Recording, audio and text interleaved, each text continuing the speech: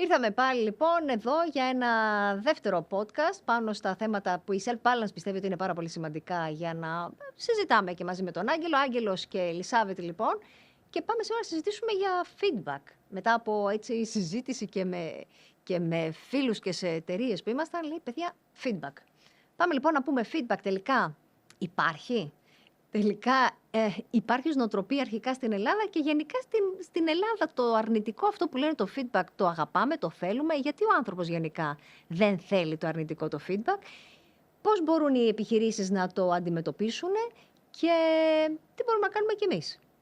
Πάμε λοιπόν, Άγγελε. Εγώ θα ξεκινήσω με ένα στατιστικό στοιχείο που λέει ότι λόγω της ελλειπούς μορφής που έχει το feedback γενικά, μόνο το 26% των ανθρώπων που λαμβάνει feedback το βρίσκει χρήσιμο. Φανταστείτε τι σημαίνει αυτό. Πόσες χιλιάδες ώρες δαπανώνται ετησίως για να δίνουμε και να λαμβάνουμε feedback και παρόλα αυτά τα 3/4 των ανθρώπων που δίνουν ή λαμβάνουν feedback δεν το θεωρούν χρήσιμο, δεν το θεωρούν ωφέλιμο, άρα εμείς θα προσπαθήσουμε να πούμε τρόπους και να συζητήσουμε μεθόδους που μπορούμε να κάνουμε το feedback τελικά να δουλεύει προς όφελος των ατόμων και των επιχειρήσεων. Ναι, εγώ τη στατιστική αυτή λιγάκι έχω μια άλλη που λέει ότι θα θέλαν όμως το 80% να είχε feedback επικοδομητικό ως προς τον τρόπο με τον οποίο λειτουργεί και θα τον βοηθούσε. Το στατιστικό το ίδιο πράγμα λέει. Λέμε απλώς ότι με τη μορφή που δίνεται δεν έχει την απήχηση που ο κόσμος νομίζει. Ποιο ήταν το πρώτο feedback που παίρναμε ως παιδιά, θυμάσαι? Ποιο ήταν το πρώτο feedback που μας έκανε και δεν μας άρεσε, το αρνητικό? Ποιο ήτανε? Στο σχολείο. Δεν ερχόταν ένα ΑΒΓ που σου έδινε ο δάσκαλος και εκνευριζόσουν πάρα πολύ όταν γύρναγες και σου έλεγε, δεν ξέρω ο παπάς το δικό σου, ο πατέρας το δικό σου το λέει, αλλά τέλος πάντων εγώ θυμάμαι που πάντα υπήρχε και γιατί παιδί μου πήρες το Β και έλεγες δεν ξέρω. Αυτό το δεν ξέρω που πήρα το Β ήταν ό,τι χειρότερο μπορούσε να σου συμβεί, γιατί δεν ήξερες για ποιο λόγο τέλος πάντων έχεις πάρει αυτό το Β. Γιατί και από την ελληνική οικογένεια όλα τα παιδιά βγαίνουν με την αίσθηση ότι είναι τα καλύτερα. Οπότε όταν κοινωνικοποιηθούμε όλοι, αντιλαμβανόμαστε ότι είμαστε αρκετά καλοί ως πολύ καλοί. Χτίζει όμως νοοτροπία, Χτίζει νοοτροπία τελικά, το οποίο κάνει το concept του feedback πολύ πιο δύσκολο. Και μιας και μιλάμε για feedback, εγώ θα πω ότι πολλές φορές από την εμπειρία τη δική μου ο κόσμος μπερδεύει λίγο το feedback με το performance appraisal και καμιά φορά τα κάνουν ένα. Την αξιολόγηση που λες, τους στόχους. Η αξιολόγηση και ενώ ο σκοπός πρέπει να είναι εντελώς διαφορετική. Οπότε να διαφωτίσουμε λιγάκι. Ναι, είναι ένα άλλο πράγμα. Δηλαδή η αλήθεια είναι ότι όντως περισσότεροι λέμε δίνω feedback στο τέλος του χρόνου. Στο τέλος του χρόνου, συγγνώμη, αν τα έχει κάνει όλα χάλια, στο τέλος του χρόνου του πεις ευχαριστώ πάρα πολύ, δεν την έκανες καλή τη δουλειά, άντε γεια. Θα πω ότι είναι τελείως λάθος η νοοτροπία. Το feedback λοιπόν αυτό που έτσι πολύ ωραία το βάζεις, Βερσία Άγγελε, είναι ότι feedback πρέπει να γίνει πάρα πολύ τακτικό. Είναι νοοτροπία, είναι καθημερινότητα. Άρα υπάρχουν πολλές μορφές feedback που θα συζητήσουμε. Ναι. Πάμε όμως πριν πούμε σε αυτό το τομέα να πούμε ποια είναι η διαφορά του feedback με το appraisal. Τι είναι το και πώς appraisal πρέπει είναι να το στο διαχωρίσουμε. τέλος του χρόνου, είναι στο εξάμηνο, ανάλογα με το ποια εταιρεία θέτει τους στόχους πότε και τι, αλλά είναι άλλο θέτω στόχους και αν τους έπιαζες τους στόχους και overall, στο σύνολο πώς τα πήγες, όπου εκεί θα σου δώσω και ένα feedback, αλλά το αποτελεσματικό feedback, το feedback που έχει νόημα να το κάνεις για να έχεις μια εξέλιξη στο οτιδήποτε κάνει κάποιος, πρέπει να είναι τακτικό. Δηλαδή, πρέπει να είναι το λιγότερο, εγώ θα έλεγα, αναδίπηνο να κλείνεις ένα mini meeting με τον κάθε άνθρωπο της ομάδας σου, αν είσαι manager, και να τα λέτε για 10 λεπτά maximum. Δεν ζητάω πολύ. Δηλαδή, θέλω 5 λεπτά μιλάς εσύ,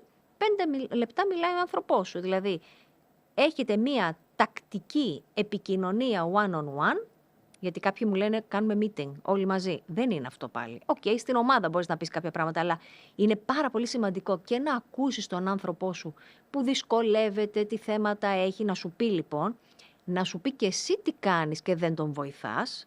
Οπότε άνοιξε το και πες εγώ που μπορώ να σε βοηθήσω, και εσύ να πας και να του πεις του ανθρώπου με τον οποίο στην ομάδα σου ότι ξέρεις κάτι, Άγγελε, στο project αυτό θα ήθελα λίγο να χειριστείς 1, 2, 3 πράγματα καλύτερα.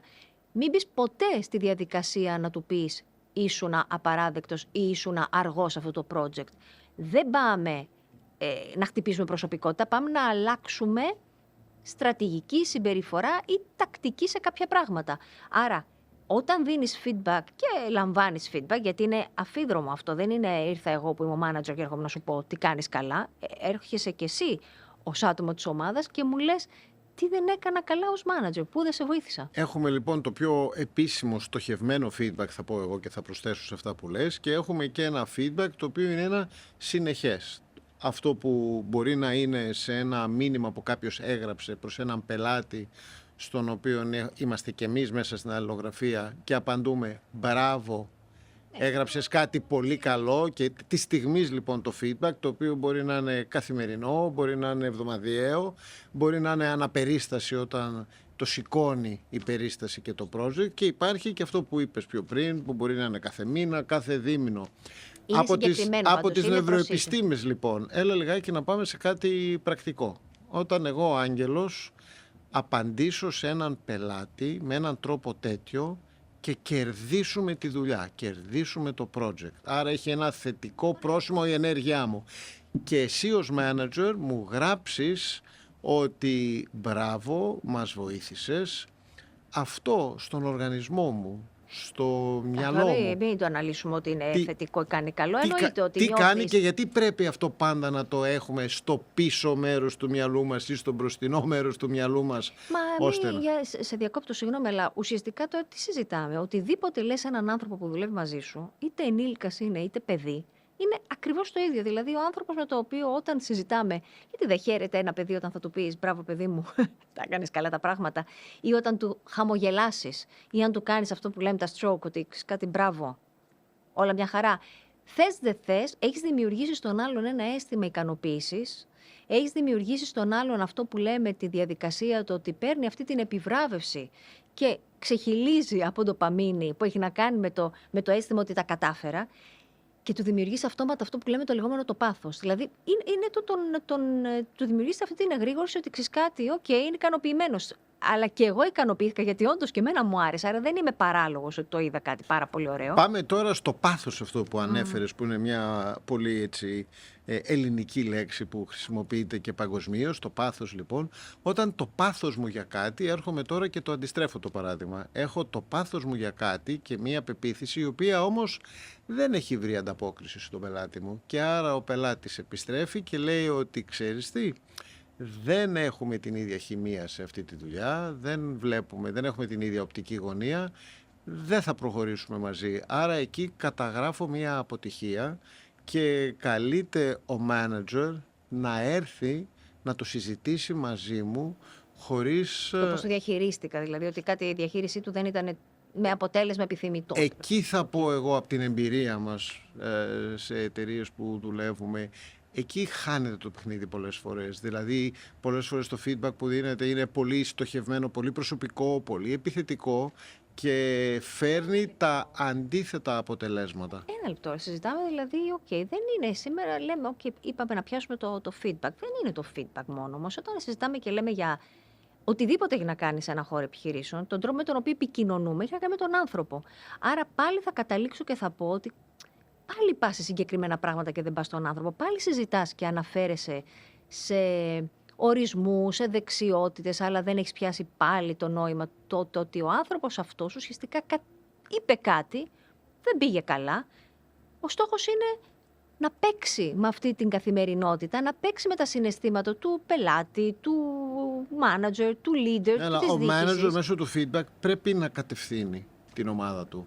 Ναι, άρα αλλά φορές... δεν είναι feedback όμως, γιατί δεν είναι, μην χρησιμοποιούμε και μόνο τον όρο πια. Είναι το πώς μιλάμε. Δηλαδή, το κατάλαβες ότι εμένα με μπλόκαρες εκείνη την ώρα που μου πες κάτι, κατάλαβες ότι ένιωσα μια απογοήτευση, ότι εστάλει ένα μήνυμα που δεν ήμουνα τόσο τέλειος όσο περίμενα. Εγώ θα πω ότι υπάρχουν περιπτώσεις που πρέπει μέσα στην ομάδα να δίνουμε ένα feedback για να αλλάξουμε τη ρότα, την κατεύθυνση. Άρα πρέπει να πάμε να πούμε σε κάποιον ότι ξέρεις τι, αυτό που έκανες δεν ανταποκρίνεται στο πνεύμα που θα θέλαμε ως εταιρεία, χωρίς να το προσωποποιήσουμε, αλλά να περάσουμε μια κατεύθυνση που θεωρούμε εμείς ότι ταιριάζει πιο πολύ στην εταιρεία. Εγώ, λοιπόν, Άρα αυτό πώς θα το κάνουμε? Εγώ έχω μία άποψη γύρω από το πώς όταν μιλάς και επικοινωνείς με έναν άνθρωπο με τον οποίο συνεργάζεσαι. Είπα ότι θα ήθελα να γίνεται η διαδικασία της ανατροφοδότησης με ένα πολύ συγκεκριμένο τρόπο, γιατί είναι σημαντικό να δημιουργηθεί πρωτίστως η κουλτούρα, πρωτίστως η νοοτροπία, ότι ξέρεις κάτι, σου δίνω χώρο, πρώτα να μου πεις εμένα, γιατί δεν είμαι ο τέλειος ως manager, αλλά μου δίνεις και χώρο και χρόνο να σου πω κι εγώ κάποια πραγματάκια, αλλά 5 συγκεκριμένα πράγματα τα οποία τα έχω οργανώσει και θέλω να σου πω, όχι περί ανέμων και υδάτων, για να πάει σε πολύ συναισθηματικό διάλογο και ανταλλαγή πραγμάτων και δεδομένων τα οποία μπορεί να θυμηθώ εγώ και να σου πω, γιατί μην ξεχνάμε, η επικοινωνία είναι πάρα πολύ λεπτή, δηλαδή συζητάμε πολλές φορές και λέμε πράγματα, αλλά ξεχνάμε ότι ένας άνθρωπος όταν πας να μιλήσεις μαζί του κουβαλάει ένα απίστευτο υλικό ασυνείδητων προκαταλήψεων, τα στερεότυπα, ας το πω έτσι, για να μην πω συγκεκριμένα πράγματα. Στερεότυπο ότι δεν μ' αρέσει ότι ο μάνατζερ πάντα θεωρεί ότι πιστεύω ότι έχει εξουσία, οπότε δεν μπορώ να του πω τίποτα, γιατί όταν έχεις εξουσία κάνεις ό,τι θέλεις. Στερεότυπο είναι αυτό. Όταν λοιπόν εγώ κουβαλάω αυτό που δεν το ξέρεις εσύ και πας και να μου δώσεις ένα υλικό σε ό,τι αφορά το τι έκανα καλά ή δεν έκανα καλά ή δεν μπήκα στην καλή στρατηγική ή μπήκα στην καλή στρατηγική και έλυσα ένα θέμα με έναν πελάτη. Αν εγώ κουβαλάω ότι εσύ είσαι εξουσία, δεν πάει η συζήτηση. Δεν είναι ούτε feedback θεωρείται, ούτε τίποτα. Είναι απλά, μου λες κάτι, λέω εγώ από μέσα μου είναι καλά, εντάξει, αυτό πιστεύει. Ναι, αλλά εκεί θα διαφωνήσω λιγάκι. Εγώ θα πω δύο πράγματα. Πιστεύω και το συναίσθημα πρέπει πολλές φορές να μπαίνει μέσα, γιατί είμαστε άνθρωποι. Μα ναι, εννοείται, αυτό λέμε. Και υπάρχει μια ιεραρχία σε μια εταιρεία. Δεν πρέπει να είναι επίσημη ιεραρχία, αλλά είναι προφανές ότι από έναν leader μιας ομάδας θα ξεκινήσει αυτό το feedback και άρα. Υπάρχει αυτή η ιεραρχία και πολλές φορές πρέπει να τη σεβαστούμε, απλώς δεν πρέπει να είναι καταπιεστική, θα πω εγώ. Εκεί λέω, ναι, αλλά αν εγώ έχω φαντάσου τώρα ένα στερεότυπο, ότι η ιεραρχία υπάρχει, η εξουσία υπάρχει και ό,τι θέλει κάνει. Όχι, το ότι και θέλω υπάρχει κάνει. Και βάλει και την κουλτούρα μιας εταιρείας που μου λέει ότι ξέρεις κάτι, δεν πιστεύουμε τώρα σε αυτό. Το είπε ο manager έχει δίκιο, γιατί δεν έχουν όλες οι εταιρείες την κουλτούρα αυτή, το τι μπορείς να μιλήσεις. Και εννοείται ότι υπάρχει ο φόβος από τη μεριά του εργαζομένου. Είναι όλα το πώς τελικά είμαστε έτοιμοι και γι' αυτό το χαρακτηριστικό της ανατροφοδότησης, το γεγονός ότι θα μου πεις κάτι αρνητικό, ξέρεις το φοβερό ότι συμβαίνει, ότι αν μου πεις εσύ κάτι αρνητικό που έχω κάνει εγώ, σε οτιδήποτε, πες ότι είμαστε στη δουλειά. Και έρχεσαι εσύ και μου λες, ρε Ελισάβετ, δεν το στείλες καλά αυτό το email, αυτή την προσφορά. Λέω εγώ τώρα κάτι. Αυτό που μου είπες, ασυνείδητα, δεν φταίς, αλλά το πες, γιατί το συναίσθημα σου βγαίνει εκείνη την ώρα και στο τρέξιμο βγαίνει.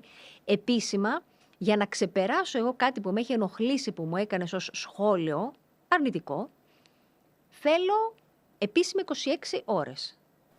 Για να το ξεπεράσω. Για να το ξεπεράσω. Για να μου φύγει αυτή η σκέψη. Γιατί τι κάνουν οι άνθρωποι επίσημα. Μπαίνουμε πάντα στη διαδικασία και λέμε γιατί μου το είπε, γιατί ρε παιδί μου ο Άγγελος μου το είπε αυτό. Είναι κακό όμως. Εγώ θα πω ότι υπάρχουν πάρα πολλές περιπτώσεις που θεωρώ ότι το να και εγώ μαθαίνοντας και ανεβαίνοντας οι ιεραρχίες παλαιά, θα πω ότι δεν είναι κακό να πάρεις σπίτι σου μια τέτοια συζήτηση και ένα συναίσθημα και να το επεξεργαστείς για μία μέρα και να γυρίσεις και να αντλήσεις και πώς θετικά μου μηνύματα. Είναι το θέμα. Το πώς.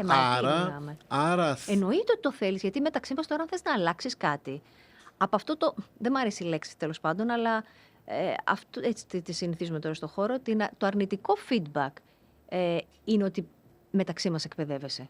Στο θετικό το ξέρεις και εσύ ως ένα βαθμό. Απλά αυτό είναι ένα μπράβο, μια επιβεβαίωση ότι κάτι το πας και το κάνεις καλά. Άρα πώς παντρεύουμε το συναίσθημα με την ιεραρχία. Πώς δηλαδή εμείς που είμαστε επάνω και προσπαθούμε ως ένας manager να περάσουμε κάποια μηνύματα προς την ομάδα μας, πώς μπορούμε να μην φανεί η απόσταση αυτή μιας ιεραρχίας και να μην πειράξουμε το συναίσθημα, αλλά να μπούμε στη ρίζα του προβλήματος. Ουσιαστικά βάζεις τον άλλον στη διαδικασία να αντιληφθεί και να αποδεχτεί ή όχι, εάν αυτό το οποίο του λες ισχύει.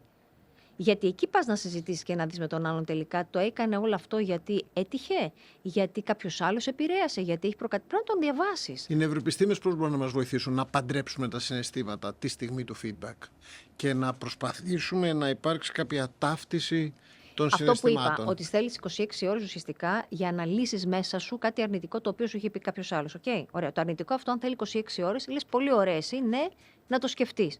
Ο τρόπος παίζει τεράστιο ρόλο, άρα πάλι έρχεται η επικοινωνία στα δικά μας τα δεδομένα, ο τρόπος με τον οποίο το θέτεις. Και αν έχει και λόγο να γίνει, αν δεν είναι επίπληξη, έχει τεράστια σημασία σε αυτό. Από τη μεριά του ανθρώπου που δέχεται το feedback το αρνητικό, θα πω ότι 26 ώρες, ισχύει, τι να κάνουμε, αυτός είναι ο εγκέφαλος, γιατί είναι το σώμα σου. Το θετικό θα σου πω ότι δυστυχώς, γι' αυτό και περνάει πολύ γρήγορα, θέλει πόσο, κρατάει πάρα πολύ λίγο, είναι 5-6 ώρες. Η χαρά, το ότι μου είπε κάτι καλό. Το αρνητικό κρατάει. Γι' αυτό και θεωρούμε ότι αν το πιάσεις αυτό και το χρησιμοποιήσεις με την καλή του έννοια, μπορείς να αλλάξεις πάρα πολλά πράγματα και νοοτροπία. Τι κάνεις εκείνη την ώρα?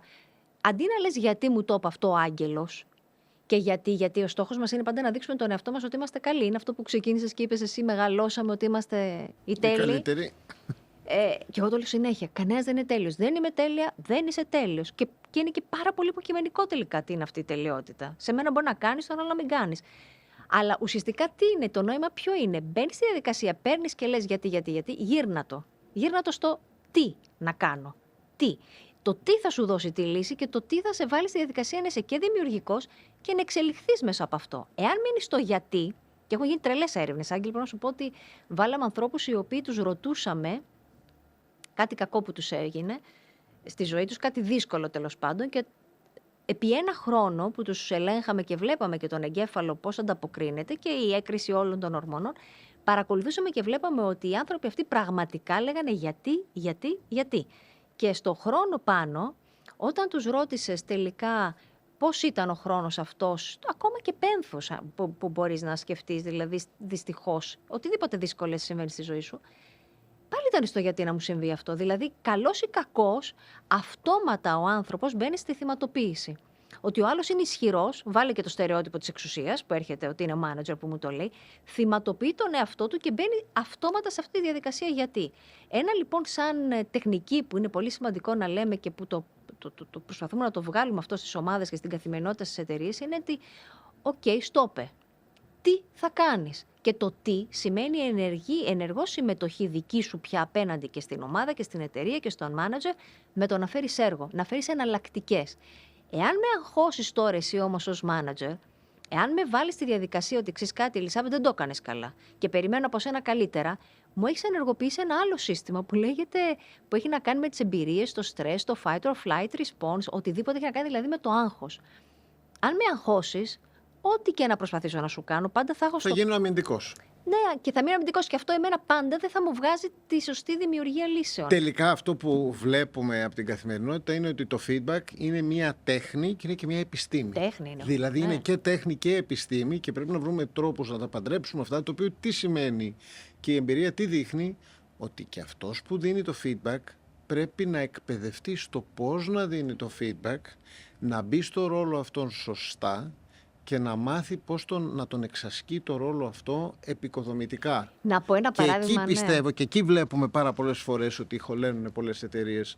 Βάζουν άτομα να δώσουν feedback που δεν έχουν εκπαιδευτεί στο πώς να παντρεύουν την τέχνη και την επιστήμη και το αποτέλεσμα που βγαίνει είναι πολλαπλές ατυχείς συζητήσεις με κόσμο που αποθαρρύνεται έτσι και δεν μαθαίνει και δεν καλυτερεύει. Να σου πω κάτι στην καθημερινότητά μας τώρα μεταξύ μας, γιατί δεν έχει να κάνει με το πώς είμαστε.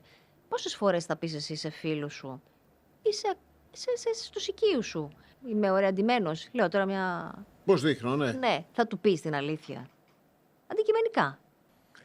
Η απάντηση είναι εγώ προσωπικά το κάνω αυτό. Μ' αρέσει γιατί το πιστεύω. Γιατί το πιστεύω ότι αν θέλεις να έχεις σωστή ανατροφοδότηση και να χτίσεις σωστές σχέσεις, είτε σε προσωπικό επίπεδο είτε σε επαγγελματικό, πρέπει να βασίζονται στην ειλικρίνεια. Που είναι εκεί πάλι. Η τέχνη και η επιστήμη. Το λοιπόν, πώς θα το κάνεις. Άρα στην καθημερινότητά μας πρέπει να εκπαιδευτούμε σε αυτό το πράγμα. Απλώς δεν θα πω σε κάποιον, ξέρεις τι, δεν μ' αρέσει σήμερα.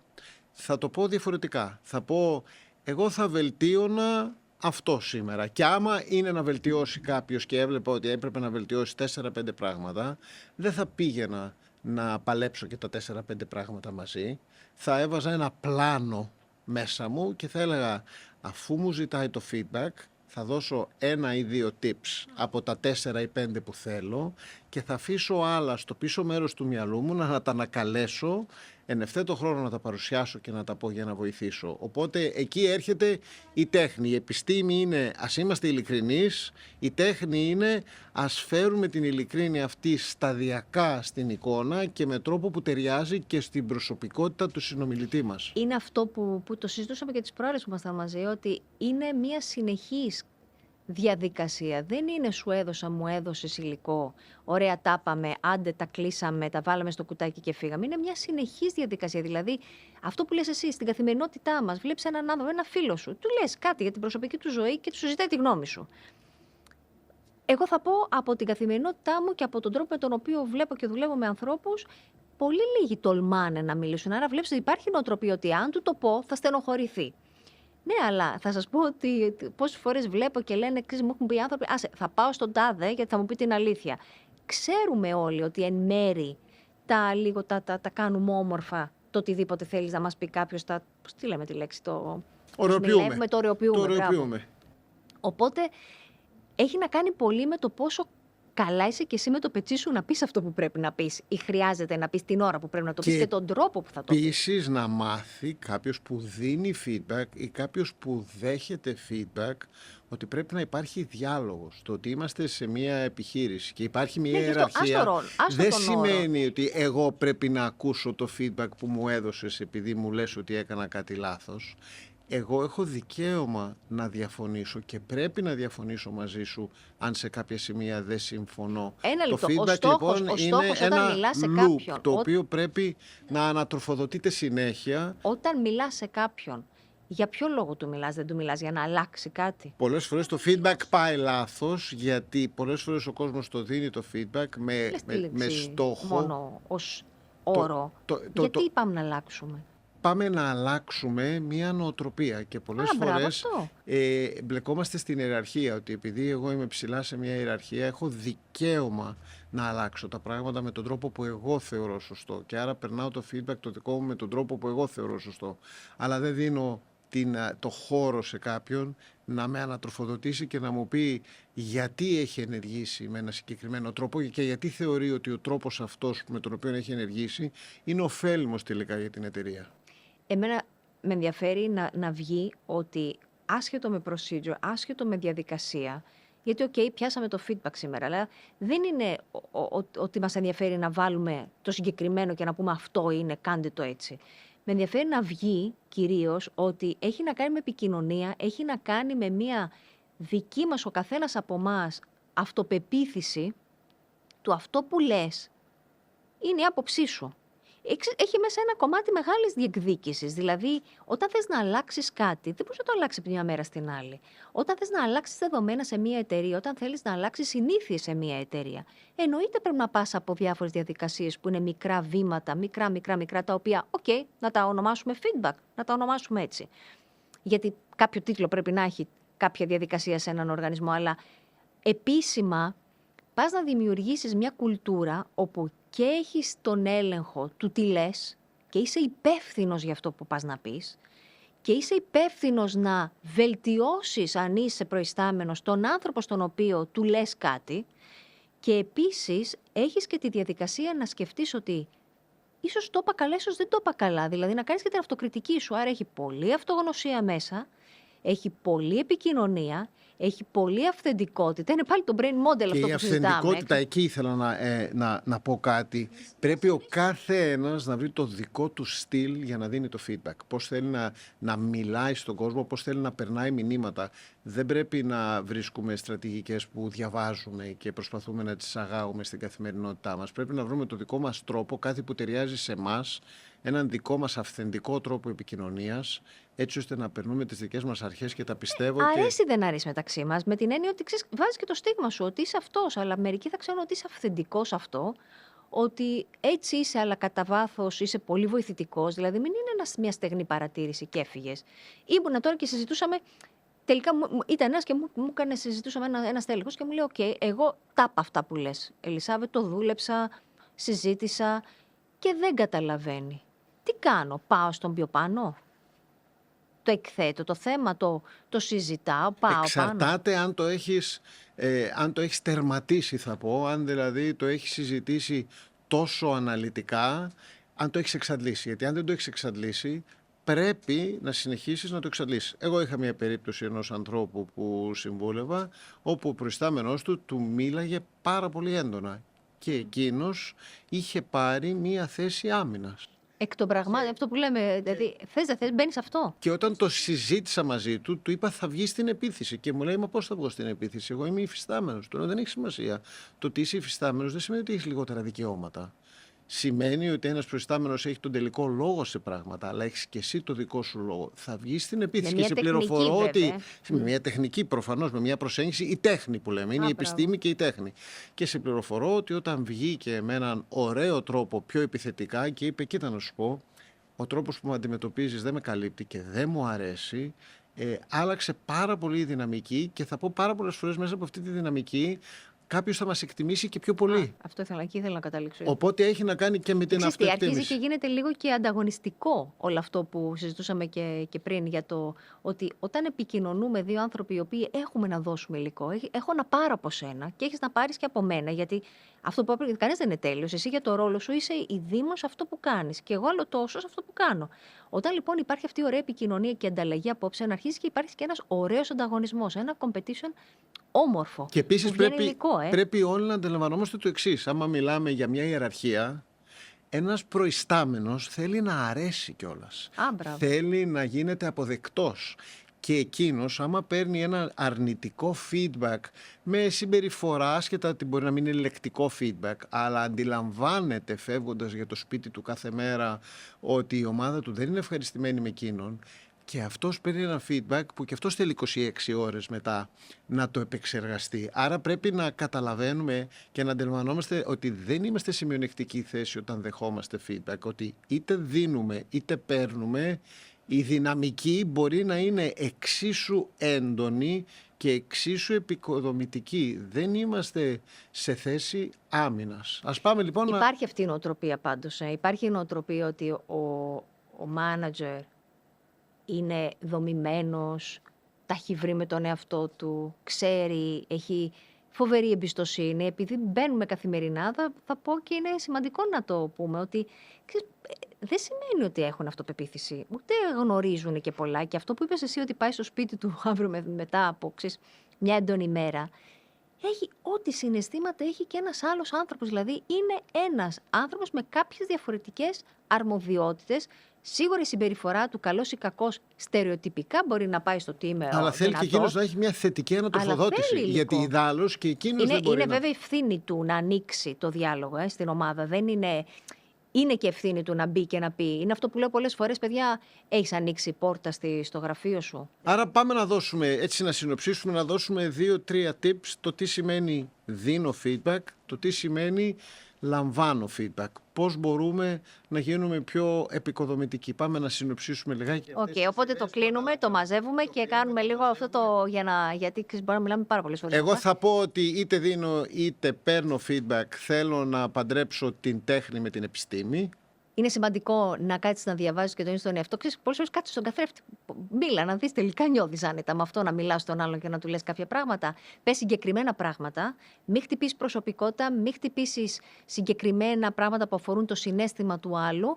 Πες πράγματα συγκεκριμένα σε ό,τι αφορά τακτική, στρατηγική και συμπεριφορά σε κάποια δεδομένα. Να είναι δομημένο, να είναι σύντομο. Και να υπάρχει και μία ατζέντα από πριν για το να τον προετοιμάσεις τον άλλον γιατί πράγμα θέλεις να το μιλήσεις. Δηλαδή θα μιλήσουμε γι' αυτό. Και να μην σκεφτόμαστε ιεραρχία, αλλά να σκεφτόμαστε αποτέλεσμα ομάδας. Διεκδίκηση, αυτοπεποίθηση και αλλαγή σε οτιδήποτε κάνουμε. Για να υπάρχει και αυτό που λέμε την ανάπτυξη. Ναι, και σίγουρα αυτό που είπαμε και το είπες και πάλι, η διεκδίκηση. Πρέπει να είμαστε διεκδικητικοί στο βαθμό που θεωρούμε ότι αδικούμαστε ή ότι η δική μας προσέγγιση μπορεί τελικά να έχει ένα θετικό αποτύπωμα σε μια εταιρεία, σε μια ομάδα. Και να αγαπάτε το αρνητικό feedback. Λάθος λέξη, αλλά να το αγαπάτε, γιατί σας δίνει τη δυνατότητα να δείξετε τα δυνατά σας τα σημεία. Σου τσιγκλάει λίγο την καθημερινότητα και το ενδιαφέρον για να προχωρήσεις παραπέρα. Οπότε το κλείνουμε εδώ πέρα για να μην πούμε Αυτές κι άλλα. Ήταν οι σκέψεις μας πάνω στο θέμα του feedback. Ελπίζουμε σε να σας επόμενο επεισόδιο πάμε να προχωρήσουμε άλλα θέματα που θα πούμε πολύ ενδιαφέροντα επίσης. Σας ευχαριστούμε και πάλι. Που παρακολουθήσατε.